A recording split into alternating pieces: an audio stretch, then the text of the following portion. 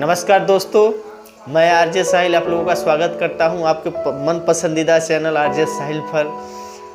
हम लोग बराबर अच्छे से अच्छे वीडियो बना रहे हैं और आपको कमेंट और लाइक प्यार इतना मिलता जा रहा है कि हमारा मनोबल और बढ़ा। आज की जो कहानी का सीरीज हम लेकर आए हैं, कर्मों का फल। हम इसमें आज बात करेंगे कर्मों का फल हमें किस तरह से मिलता है।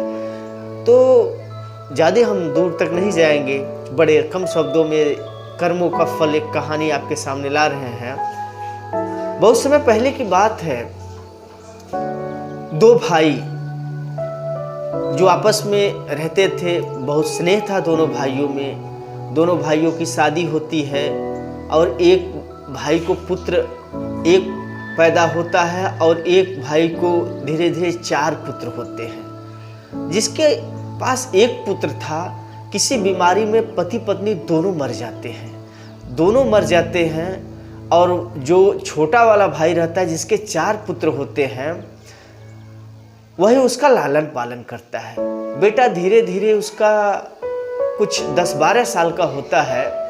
एक दिन यूं ही बैठे बैठे पति पत्नी, ठंडी का समय था, अलाव जला करके हाथ सेक रहे थे शाम के समय और हुक्का पी रहे थे। गांव का सीन था और पति पत्नी एक दूसरे से बात कर रहे थे कि जो मेरे भाई का बेटा है, अगर बड़ा हो जाएगा तो बड़ा होने के बाद जब बंटवारा होगा जमीन का, तो मेरे बेटे आधे में 4 लोग रहेंगे और वो आधे में अकेला रहेगा। तो पत्नी ने कहा, हाँ ये तो बात सही है, अमूमन तो यही होता है। तो उस व्यक्ति के मन में लालच आया और ये लालच आया कि जब ये नहीं रहेगा तो मेरे बेटे पूरा साम्राज्य हथिया सकते हैं। उन दोनों पति पत्नी ने रात को सोते समय उस बच्चे का गला काट दिया। गला काटने के बाद उसको जहां पशु बांधे जाते थे, अपने वो गाय भैंस बैल को बांधता था, वहीं जाकर के उसने खुदाई करके, जहां नाद रखी रहती है, नाद उसको कहते हैं जिसमें पशु चारा खाते हैं, वहीं पर खुदाई करके उस बच्चे की लाश को दफना देता है। धीरे धीरे ये बात काफी समय तक बीत जाती है, लगभग 20 साल बीत जाता है। किसी को पता नहीं चलता कि आखिर वो बच्चा कहाँ गया, क्योंकि खोज खबर रखने वाले वही लोग थे और नहीं रखने वाले भी वही थे। इसलिए कभी ये बात उजागर हुआ ही नहीं। वो बात जैसे दफन हुई, मिट्टी में दफन की दफन ही रह गई। काफी समय बीता। एक दिन वो व्यक्ति किसी काम से कचहरी, न्यायालय गया हुआ रहता है किसी कागज के काम से। जब वहां वह जाता रहता ही है, तब तक एक व्यक्ति को कुछ गुंडे, बदमाश टाइप के लोग दौड़ाए रहते हैं मारने के लिए। और जब उसको पकड़ लेते हैं तो उसको चाकुओं से उसके पेट में कई चाकू वार करते हैं।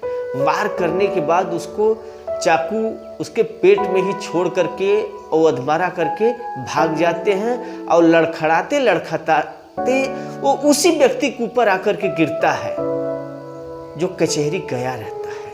और जब गिरता है उस व्यक्ति के ऊपर तो देखता है कि अरे ये तो छटपटा रहा है, शायद मैं चाकू इसका निकाल दूं तो ये आदमी बच जाएगा। और जब वो चाकू निकालता है तभी पुलिस वहां पहुंच जाती है और उसको तुरंत मुजरिम समझकर अरेस्ट कर लेती है। उसके हाथ में हथकड़ियां लगा देती है और ये सारा वाकया, चाकू मारने से लेकर के चाकू निकालने तक, जज, क्योंकि कचहरी था, एक जज अपने चेंबर में बैठकर सब देख रहा था। ये धीरे धीरे कहानी आगे बढ़ी। जब ये बात पुलिस से होकर के कचहरी में गई तो संजोग से उसी जज के सामने ये मुकदमा पेश हुआ जिस जज ने सारी वाकया को देखा था कि इस आदमी ने नहीं मारा है, लेकिन मौके वारदात पर चाकू के निशान जो पड़े थे उसके हाथ पर, वो चीख चीख कर गवाही दे रहे थे कि इसने ही व्यक्ति की हत्या की है। मगर जज लगा सोचने कि घटना तो मेरे सामने घटी है, इस व्यक्ति ने इसको नहीं मारा है। और फैसला सुनाने का समय आया कि दूसरे दिन उसको फैसला सुनाना है कि मौत के बदले मौत, भाई फांसी की सजा होनी है। रात के समय था और वह बहुत ही चिंतित जज, इतना चिंतित था जज कि आखिर मैं फैसला क्या दूं। उससे रहा नहीं गया और वह चला जाता है उस व्यक्ति के घर जाता है और वो वही सर्दी का समय था, अलाव जलाकर अपनी पत्नी के साथ अपने घर पर हुक्का जलाकर पी रहा था। और जब जज को देखता है अपने घर के सामने तो हाथ जोड़ करके खड़ा होता है, बोलता है, बोलिए जज साहब, न्यायाधीश, मैं क्या आपकी सेवा कर सकता हूँ। तो जज साहब ने बड़ी मार्मिकता से कहा कि एक बात मुझे सच सच बताओ, जिस जुर्म की तुम्हें सजा मिल रही है, मैं जानता हूं तुमने वो जुर्म नहीं किया है, लेकिन अपने दिल पर हाथ रख क्यों कहना, क्या तुमने कभी कोई इस तरह का जघन्य अपराध किया है जिसकी सजा तुम्हें आज मिल रही है। तब उस आदमी की सर झुक जाती है।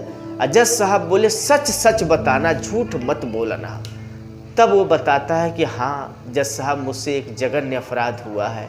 मैंने अपने भाई के बेटे को इस तरह से मार करके यहाँ पर दफना दिया और उसका कभी जो है कि पता नहीं चला। तो जज साहब ने बोला कि बस उसी कर्म का फल तुम्हें झेलना है, क्योंकि कर्मों का फल घूम करके मिलता है। तो तुम वाकई में हत्या के दोषी हो और इस दोष की एवज में तुम्हें सजा मिलेगी। तो साथियों, ये एक चक्र है। हमें सीखने को इस कहानी से मिलता है कि हम जो किए रहते हैं वो हमें घूम कर के सजा मिलती है। छोटा सा बात कहना चाहूँगा, थोड़ा शायरी में है।